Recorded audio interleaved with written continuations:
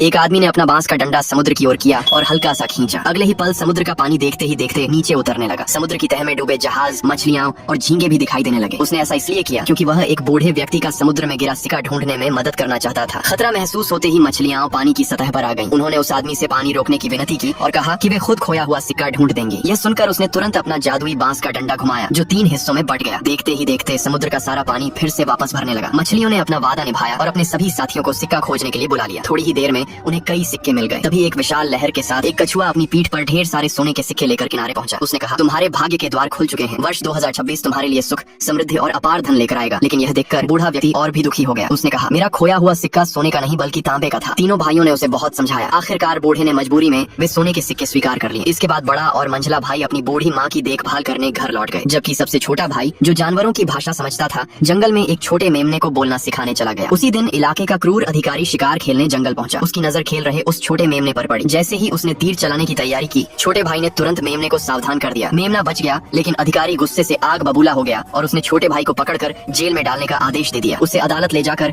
एक अखाड़े में फेंक दिया गया, जहां 8 दिनों से भूखा एक खूंखार बाघ छोड़ दिया गया। अधिकारी तमाशा देखने के लिए उत्सुक था, लेकिन जैसे ही बाघ उस पर झपटा, छोटे भाई ने जोर से दहाड़ लगाई। बाघ तुरंत रुक गया और उसके पास एक पालतू बिल्ली की तरह शांत होकर बैठ गया। यह देखकर अधिकारी का गुस्सा 7वें आसमान पर पहुंच गया। उसने उसे दोबारा जेल में बंद कर दिया और अगले दिन सजा देने का फैसला किया। रात को बचा हुआ मेमना तीनों भाइयों के घर पहुंचा और दिन भर की पूरी घटना बता दी। यह सुनते ही बड़ा और मंझला भाई बिना देर किए अपने छोटे भाई को बचाने निकल पड़े। अगली सुबह छोटे भाई को एक खंभे से कसकर बांध दिया गया। अधिकारी के आदेश पर सैनिकों ने उसके चारों ओर रखी सूखी घास में आग लगा दी। देखते ही देखते आग चारों तरफ फैल गई और उसे घेर लिया। ऐसे नाजुक समय में भीड़ में छिपे मंझले भाई ने अपनी अग्नि पर नियंत्रण करने की शक्ति का इस्तेमाल किया। भयंकर आग धीरे धीरे बुझने लगी। यह देखकर अधिकारी हैरान रह गया। गुस्से में उसने आग की एक चिंगारी को पैर से कुचल दिया, लेकिन वही आग उसके पीछे पड़ गई। वह जहाँ जहाँ भागा, आग उसका पीछा करती रही। आखिरकार उसके सैनिकों ने पानी डालकर किसी तरह आग बुझाई और उसकी जान बची। जब आग से भी कुछ नहीं हुआ तो अधिकारी ने फैसला किया कि छोटे भाई को समुद्र में डुबोकर मार दिया जाए। वह खुद उसे मरते हुए देखना चाहता था। जल्द ही छोटे भाई को जहाज पर ले जाया गया। इस बार अधिकारी ने 2 सिपाहियों को उसकी कड़ी निगरानी का आदेश दिया। उधर मंझला भाई चुपके से जहाज पर चढ़ गया। उसने एक सोने का सिक्का दूर फेंक दिया। सिक्का देखते ही दोनों सिपाही उसकी ओर भागे। उसी मौके का फायदा उठाकर पानी पर नियंत्रण रखने वाला बड़ा भाई छोटे भाई की जगह खुद बंध गया और छोटे भाई को सुरक्षित निकाल लिया। अधिकारी को इस चाल का जरा भी पता नहीं चला। वह जहाज लेकर समुद्र के बीचों बीच पहुंच गया। वहां पहुंचते ही जल्लादों ने बड़े भाई को भारी पत्थर के साथ समुद्र में फेंक दिया। पत्थर के कारण वह तेजी से समुद्र की गहराई में डूबने लगा। तभी एक विशाल दांतेदार मछली वहां आई। उसने अपने नुकीले दांतों से रस्सी काटी। आजाद होते ही बड़ा भाई तेजी से तैरकर ऊपर आ गया। आखिरकार तीनों भाई फिर से एक हो गए।